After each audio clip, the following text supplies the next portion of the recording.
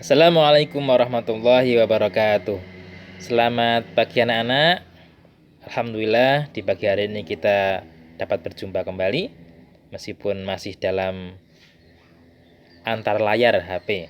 Tidak apa-apa, kita syukuri alhamdulillah kita masih diberi kesempatan untuk menghirup udara segar di dunia ini. Mari kita baca basmalah bersama-sama. Bismillahirrahmanirrahim. Rabbi zidni ilma warzuqni fahma. Baik, sebelumnya kita akan membahas ini tema yang telah kita bahas di hari yang lalu. Ini tentang beriman kepada Allah dan Rasul-Nya. Beriman kepada Allah dan Rasul-Nya. Bagaimana? Apa sih itu iman? Iman itu adalah suatu keyakinan. Kita yakin kepada Allah dan yakin kepada Rasul. Rasul, siapa Rasul? Rasul merupakan utusan Allah. Rasul, arsala. Lanjutkan. Nah, bagaimana kita mau mengimani Allah? Bagaimana cara kita mengimani Allah? Padahal kita tidak bisa melihatnya secara langsung. Nah, diterangkan di sini, silakan dibaca bahwa kita bisa mengimani Allah meskipun kita tidak dapat melihatnya dengan cara melihat sekeliling kita, melihat ciptaannya. Misalnya ada langit yang begitu luas, lautan begitu luas, ya, itu merupakan ciptaan Allah. Tanpa adanya Allah, hal tersebut tidak mungkin ada.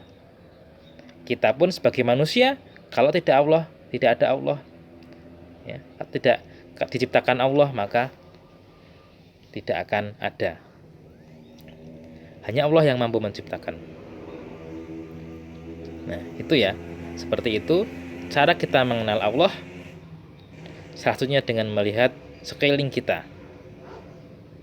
Melihat bintang di atas sana, dia tidak jatuh meskipun tidak ada penyangganya, dia tidak gantung, tapi dia tidak jatuh. Yang jaga adalah Allah. Itu bentuk kuasaannya Allah. Yang kedua, mengenal Allah melalui Al-Quran. Ya, kita sering baca Al-Quran ya. Semoga yang belum bisa segera lekas bisa. Kalau ada kesempatan, suatu saat mungkin bisa Pak Taufik ajari tentang baca Al-Quran. Kemudian ini ada sebuah ayat yang menceritakan. Nah, coba dibaca. Nih, surah Al-An'am nih, ayat 102. Itulah Allah, Tuhan kamu, tidak ada Tuhan selain Dia, pencipta segala sesuatu, maka sembahlah Dia, Dialah pemelihara segala sesuatu. Wa huwa ala kulli syai'in qadir. Ya, dia pencipta segala sesuatu, pemelihara segala sesuatu. Nah, ketika kita mau mengenal Allah, maka kita bisa juga membaca Al-Quran.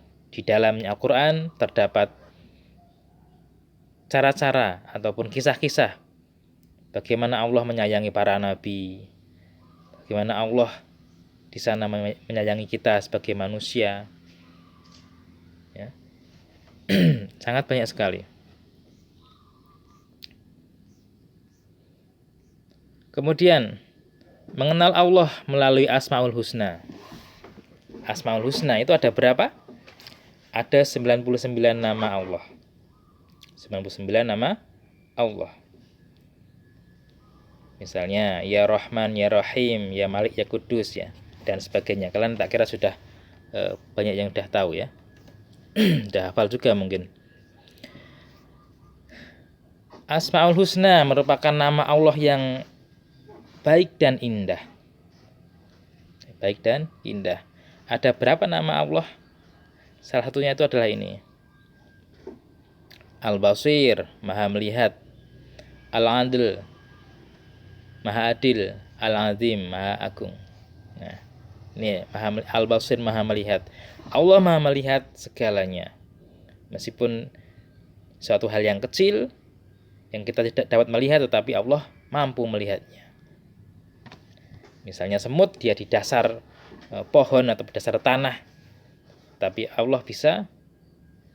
Tapi kita terbatas ya sebagai manusia, pandangannya terbatas. Tapi kalau Allah tanpa batas, kita ngumpet dimanapun Allah akan bisa menemukan kita, akan mengetahui kita. Al-Adil, Maha Adil. Bagaimana sih Allah itu Maha Adil? Allah, ketika misalnya kita itu diciptakan, ada yang tubuhnya pendek, ada yang tubuhnya tinggi misalnya, berarti Allah nggak adil. Bukan seperti itu. Allah adil ya. Setiap manusia diberikan kelebihan dan juga kekurangan masing-masing. Jangan merasa orang lain itu lebih cerdas, lebih unggul, lebih punya kelebihan yang banyak dan kita itu kekurangan. Jangan seperti itu. Setiap manusia punya kekurangan sendiri-sendiri, punya kelebihan sendiri-sendiri, karena Allah Maha Adil. Yang penting kita terus belajar, meningkatkan diri. Insya Allah kita akan bisa belajar dengan maksimal. Berikutnya, Al-Azim, Maha Agung. Nah, apa itu Maha Agung? Nah, coba dibaca di sini. A'udzu billahi minasyaitonir rajim. Wasi'a kursiyyuhu samawati wal ard wa la ya'uduhu hifdzuhuma wa huwal 'aliyyul 'azim. Artinya, kursinya meliputi langit dan bumi dan dia tidak merasa berat memelihara keduanya dan dia Maha tinggi, Maha besar. Nah, jadi Allah itu Maha Al-Azim, Maha Agung. Dia penguasa segalanya, zat yang kita tidak bisa membayangkannya ya. Silahkan dibaca sendiri tentang ini.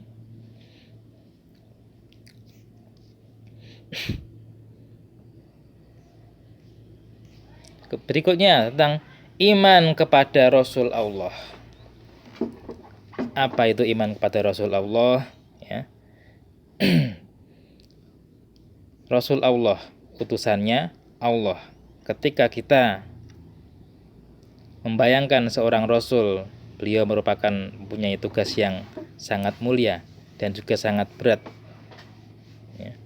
Mengajak orang-orang agar bisa menyembah Allah, beribadah kepada Allah. Rasul, utusan Allah. Ada berapa yang wajib kita imani? Ada 25 Nabi dan Rasul yang wajib kita imani.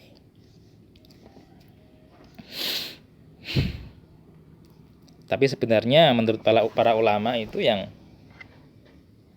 mengetahui tentang hal tersebut, yang ahli di bidangnya,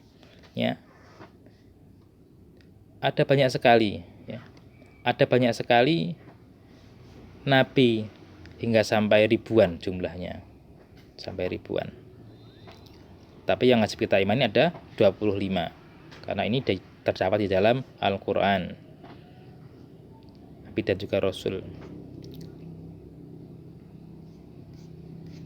Kemudian ada Rasul Ulul Azmi. Siapakah dia Rasul Ulul Azmi? Dia merupakan Rasul yang mempunyai kelebihan yang luar biasa.